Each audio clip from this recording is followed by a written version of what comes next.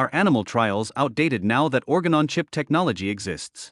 The short, dramatic answer is, not yet, but please, let us bask in the fantasy that we've finally graduated from guinea pig guilt.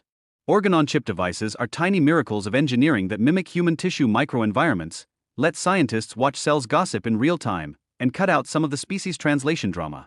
They are faster, cleaner, and far less likely to be caught chewing through lab paperwork.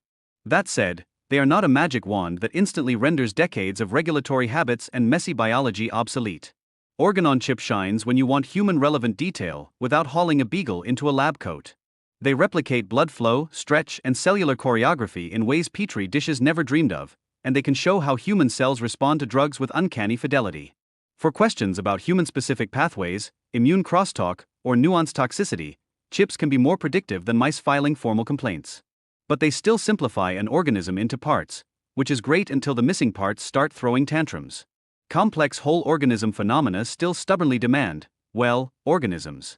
Metabolism, systemic immune responses, behavior, and long-term effects are messy, circuitous things that a tidy microfluidic channel cannot yet fully emulate. If a drug causes heart arrhythmia through a liver-brain-gut relay that nobody expected, an organ-on-chip might shrug and say, "Not my department." Animal models remain the blunt but useful instrument for emergent, cross-system surprises that chips would only notice in a future update. Practical reality sits between idealism and convenience. Regulatory agencies, pharmaceutical pipelines, and research budgets are bureaucratic beasts that do not respond well to existential arguments from engineers. Validating chips for safety decisions takes time, standards, and mountains of reproducibility data. Meanwhile, companies still rely on animal data because regulators and courts ask for it. Replacing animals requires aligning tech, law, and incentives, less a single hero invention and more a patient policy heist. The optimistic, slightly smug conclusion is this: organ-on-chip technology is a giant, science fiction-level step toward reducing animal testing and improving human relevance, but it is an evolving tool, not a coup d'etat.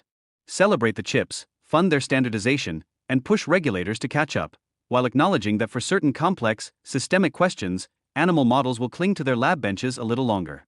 Progress looks like parallel tracks: refine the chips, shrink the animal's role, and make future researchers explain why any new study needs a sentient mammal at all.